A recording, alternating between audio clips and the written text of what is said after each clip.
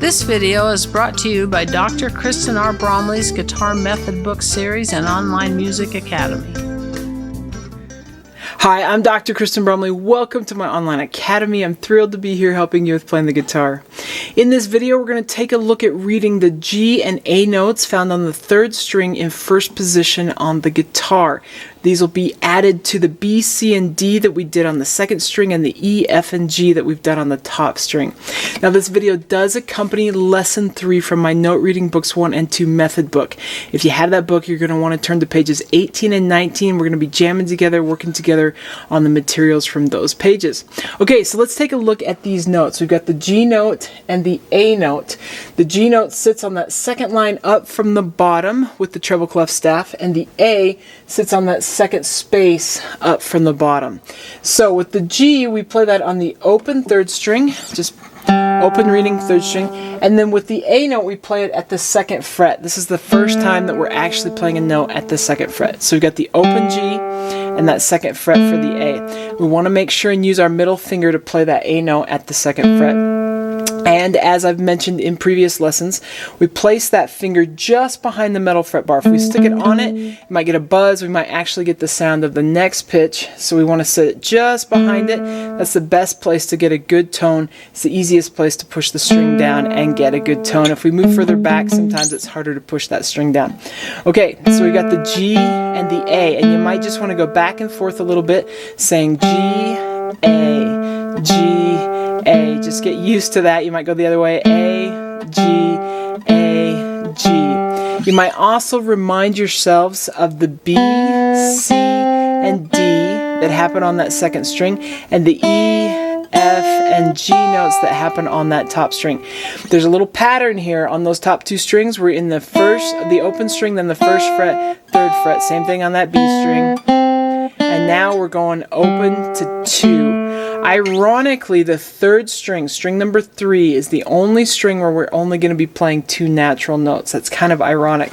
We'll actually be playing 3 natural notes on all the other 5 strings. So string 3 is the different one. It's got the open and the second fret. Right now we're on open 1, 3 and open 1, 3. Okay, so right there on page 18. And then page 19, we've got some exercises. With number 1 and 2, we're just going to practice with the G and the A notes so you can get comfortable reading those notes with the rhythms we've already worked on. Those whole notes, those half notes, and those quarter notes. And then we're going to go on to numbers 3, 4, and 5, where we'll work on jamming together using all the notes that we've worked on so far. Starting with that G, going up to the high G.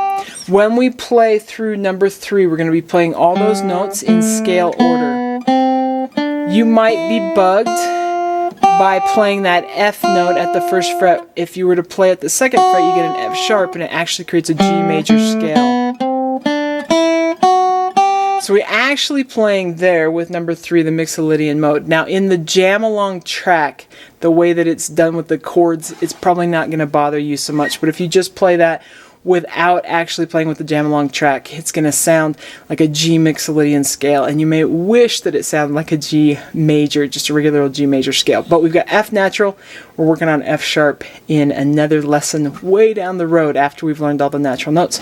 Okay, so it's going to be great. There'll be a little count off in the drums, and then we'll be jamming together on all of these exercises, working on reading the notes on those top 3 strings. Let's go ahead and do it.